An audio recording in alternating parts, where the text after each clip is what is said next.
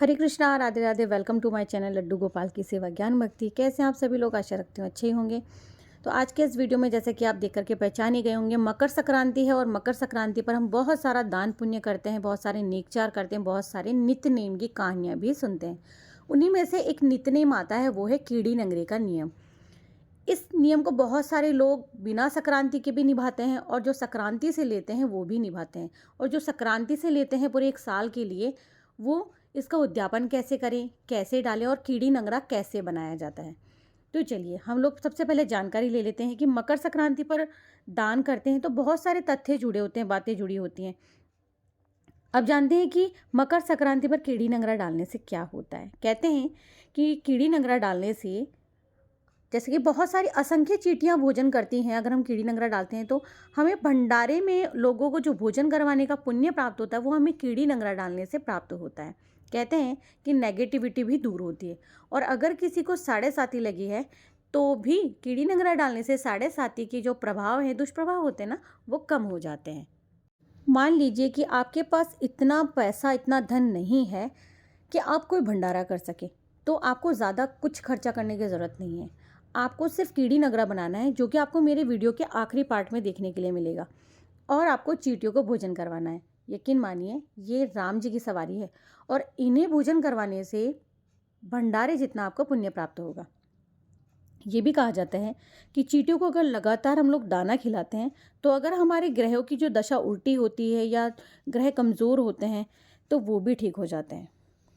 चलिए, ये सब तो हमने मान लिया, देख लिया, जान लिया है। अब हम आते हैं कि अगर आपने कीड़ी नंगरे का नियम लिया है तो कब से लेना है और कितने दिन के लिए ले सकते हैं। वैसे तो देखिए, रियलिटी तो यही है कि एक साल के लिए लिया जाता है। इस मकर संक्रांति से शुरू करेंगे, अगली मकर संक्रांति को पूर्ण करेंगे और अगली मकर संक्रांति को इसका उद्यापन भी होगा। लेकिन आजकल व्यवस्था थोड़ी बिगड़ी हुई है, व्यस्तता इतनी बढ़ गई है, सभी लोग नौकरी पेशा हो गए हैं। इसके चलते आजकल इसे थोड़ा सा पार्ट्स में डिवाइड कर दिया गया है। और वैसे भगवान हमारे भाव देखते हैं, हमारा मन देखते हैं, हमारी श्रद्धा देखते हैं। चलिए अब आ जाते हैं, अगर आप लोग इसे एक साल के लिए नहीं सुन रहे हैं तो सवा महीना पूरा लगातार सुनिए। मकर संक्रांति से पहले से, सवा से नहीं सुन रहे, एक महीने से सुनिए। एक महीने पहले संक्रांत आती है, उससे शुरू कीजिए। उससे भी नहीं कर रहे हैं तो आप शुरू कीजिए मकर संक्रांति वाला महीना, यानी जनवरी 1 तारीख से। आपको 14 तारीख तक सुनना है। वहाँ से भी आप नहीं कर पाए हैं तो आप 7 दिन की कथा तो अवश्य सुने ही सुने। और जितने दिन की कथा सुन रहे हैं और उतने ही दिन का आपको कीड़ी नगरा भी डालना है, यानी कि कीड़ियों के नगर में जाकर के दाना डालना है ना। कैसे बनाना है लास्ट में देखिएगा। अब कीड़ी नगरे का उद्यापन कैसे करते हैं, कथा कौन सी, हम इसी वीडियो में जान लेते हैं। उद्यापन करने के लिए आपको 3 लड्डू बनाने हैं चूरमे के। वो आपके ऊपर है, आप बूरे से बनाना चाहते हैं, गुड़ से बनाना चाहते हैं। तो 3 लड्डू चूरमे के बनाने हैं, एक भगवान जी के लिए, एक चींटियों के लिए और एक आपके घर में आप भोग लगा करके स्वयं ग्रहण कर सकें या फिर आप किसी ब्राह्मण को दान कर सकें। ठीक है, तो ये तो हो गया उद्यापन का। आपको एक लड्डू चींटियों के लिए लेकर के जाना है, तो वहाँ आपको लड्डू रख के और एक पानी का लोटा लेके जाना है, एक कार खींचनी है। ठीक, और फिर वहाँ आपको वो लड्डू रख के आना है, एक ब्राह्मण को देना है, एक भगवान जी के मंदिर में भोग लगाना है, आपके घर के मंदिर में। अब आ जाते हैं, हम कीड़ी नगरा अगर डाल रहे हैं और एक साल की हमने लिया या 7 दिन या सवा महीना या महीना 6 महीने के लिए हम लोग कथा सुन रहे हैं, तो कौन सी कथा हम सुनेंगे। तो सुनते हैं हम कीड़ी नगरी की कथा। तो कहते हैं कि कीड़ी नगरा सींचने से नहीं होती घर में कभी भी कोई भी परेशानी या बाधा। एक गांव में एक बुढ़िया माई रहती थी, उसके 2 बेटे तथा एक बहू थी। तो बुढ़िया माई भगवान श्री हरि विष्णु की बहुत अनन्य भक्त थी। अपना जीवन दान धर्म पुण्य आदि कामों में ही लगा के रखती थी। परंतु बुढ़िया माई कभी भी मंदिर और सत्संग में व तीर्थ स्थानों पर कभी नहीं जाती थी। एक बार गाँव में क्या हुआ, भागवत हो रही थी। तो बेटे ने कहा, माँ सारा दिन घर में रहती हो, आप मंदिर में भागवत कथा सुनने क्यों नहीं जाती। बुढ़िया माई ने बेटी का मन रखने के लिए कह दिया कि आज जाऊंगी, परंतु नहीं गई। ऐसा करते करते 6 दिन निकल गए। बुढ़िया माई के बेटे ने कहा, माँ आज अंतिम दिन है, आज तो कथा सुनने कम से कम जा ही सकती हो। सारा दिन घर का काम करके बुढ़िया माई ने जाते जाते इतनी देर कर दी कि अंतिम दिन की भागवत कथा भी समाप्त हो गई। फिर क्या था, भगवान श्री हरि विष्णु सन्यासी का रूप धारण करके बुढ़िया माई के पास आए। बोले, बुढ़िया माई तुम कहाँ जा रही हो।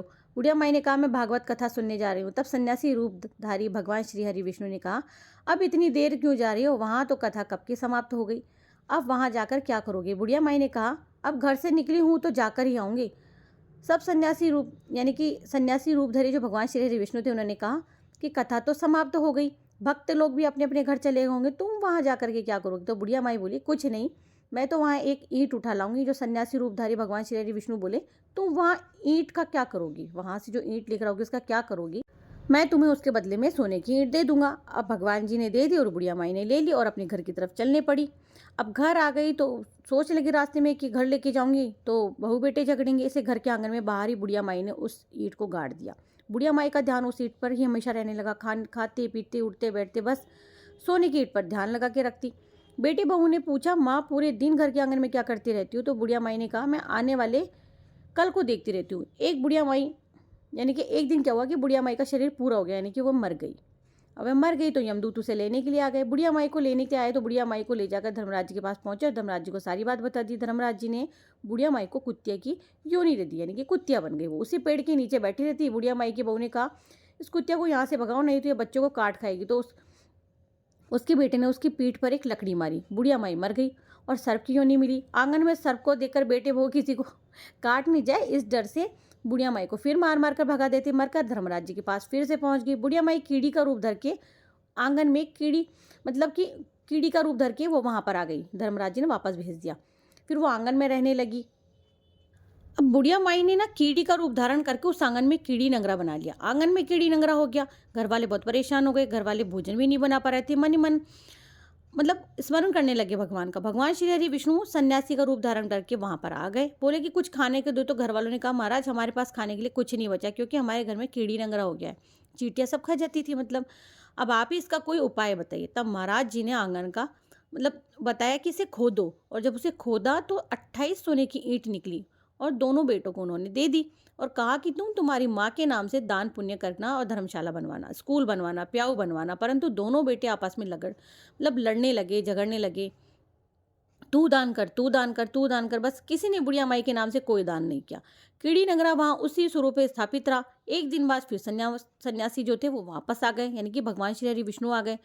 बोले बुढ़िया माई के बेटों ने भगवान स्वरूपधारी जो सन्यासी थे, महाराज जी थे, उन्होंने कहा कि उनसे कहा कि हमारे घर की हालत वैसी की वैसी ही है। जो भी कीड़ा नंगरा था वो वैसा का वैसा ही है, वहां से हटा नहीं। तब साधु रूपधारी सन्यासी महाराज ने कहा, वह सोने के ईंट के टुकड़े लाओ और उन्हें बेचकर उनसे जो भी धन मिले उसे तुम्हारी माँ के नाम से दान पुण्य करो। तभी इस कीड़ी नगरा जो जितना भी फैला हुआ है ना कीड़ी का नगर, वो वहां से समाप्त हो जाएगा। और तुम यहाँ शक्कर डालो, आटा डालो। ऐसा कह करके भगवान जी चले गए और ये भी कह के गए कि तुम्हारी माँ का मोक्ष भी हो जाएगा, उन्हें मोक्ष प्राप्ति होगी। उनके घर से कीड़ी नंगरा भी चला जाएगा। तो दोनों भाइयों ने प्रतिदिन इसी तरह से किया। तो सदैव धनवान पुत्र जो थे जो उनका समान सम्मान भी बढ़ता गया और हमेशा घर के अंदर आनंद मंगल रहने लगा। उसके परिवार वाले बहुत अत्यधिक स्नेह के साथ में रहने लगे। तो यही कहा जाता है कि कीड़ी नगरा प्रतिदिन सींचने से अगर कोई भी आपसे परेशानी होती है ना जुड़ी हुई, वो दूर हट जाती है। इसीलिए हमें कीड़ी नगरा ज़रूर से सींचना चाहिए। अब दोनों बेटों ने जब दान पुण्य किया और कीड़ी नगरी की कहानी सुनी और वहाँ रोज़ाना कीड़ी नगरा डाला, तो उससे उन दोनों भाइयों के घर में खूब बरकत भी हुई और उन दोनों का जो मन था ना वो दान पुण्य में, धर्म के कार्यों में भी लग गया। तो हमें हमारे जीवन में हमेशा दान पुण्य करते रहना चाहिए। तो कहानी सुनने से दान पुण्य और धर्म कार्यों में रुचि बढ़ती है, तो आप भी ज़रूर करें। कोई ना कोई कहानी जो आपको प्रेरणा देती हो वो ज़रूर से सुने। तो बोलिए भगवान श्री हरि विष्णु भगवान की जय। अब हम देखते हैं कि हमें कीड़ी नगरा कैसे बनाना है। मेरे पास नारियल का बुरादा नहीं था तो वो मैंने नहीं लिया है, लेकिन मैं आपको बोल के बता रही हूँ कि आपको नारियल का बुरादा भी लेना है।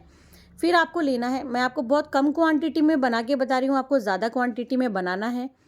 तो अगर किसी को कोई भी ऐसी समस्या है, जैसे कि कोई बड़ा कष्ट है, साढ़े साती लगी हुई है या जीवन में बहुत सारी परेशानी आती रहती है, वो काले तिल अवश्य ले, ठीक है। या साढ़े साती लगी हुई ना, तो ज़रूर से लेना है आपको ये चीज़। घी लेना है, बूरा लेना है और काले तिल लेने हैं। आटा तो लेना ही लेना है। आप चाहे तो थोड़ा सा सेक सकते हो उसको, है ना। अच्छा, कई लोग ना लड्डू वगैरह बना करके भी रख के आते हैं, जैसे कि नारियल के अंदर रख के फिर रख के आते हैं। कई लोग ज़मीन में गाड़ के आते हैं। ये अब आपके ऊपर होता है कि आप किस तरह से कर रहे हैं ना। तो जैसा कि मैंने आटा ले लिया, देसी घी ले लिया, बूरा ले लिया। मेरे पास नारियल का नहीं था तो आप नारियल का बुरादा ज़रूर से मिला लें इसके अंदर। और कहते हैं कि 4 से 5 चीज़ें ज़रूर डालनी चाहिए। तो इसमें आपको पता है आटा जब छानते हैं तो उसमें से खस निकलता है या कुछ ऐसे, क्या कहते हैं उसको, तुस भी बोलते हैं। तो तुस निकलते हैं। पहले के ज़माने में तो ऐसे होता था, तुस को संभाल के रख लिया जाता था। तो जो तुस होता है ना वो भी आप इसमें मिला सकते हो। उसे फेंकना नहीं चाहिए, उसे इकट्ठा करना चाहिए। और फिर देसी घी की स्मेल से ना चींटियाँ जल्दी आती हैं, तो ये इस तरह से बना करके डाला जाता है। अच्छा, ये चीज़ लेते कितने हैं? तो आटे की क्वांटिटी होती है ना वो सवाया रखनी चाहिए। जैसे 1.25 किलो आटा ले लिया, 1.25 पाव आटा ले लिया, बाकी चीज़ें आप अपने अंदाजे से डाल सकते हो। तो इस तरह से कीड़ी नगरा बनाएं और आप चींटियों को भोजन अवश्य करवाएं। देखिए, आपके घर में कई बार बच्चे भी होते हैं जो अत्यधिक बीमार रहते हैं, परेशान रहते हैं। तो आपको क्या करना है ना, उन बच्चों के हाथ से डलवाना है। ऐसा कहा जाता है कि जिन हाथों से हम दान करवाते हैं ना, वो पुण्य उन हाथों को भी लगता है। इसीलिए आप खुद भी करें और अपने बच्चों से ज़रूर से करवाएं। जो पढ़ने लिखने वाले बच्चे हैं या कोई भी किसी बच्चे को परेशानी, उनसे करवाएं। आशा करती हूँ वीडियो इन्फॉर्मेटिव होगा। हरे कृष्णा।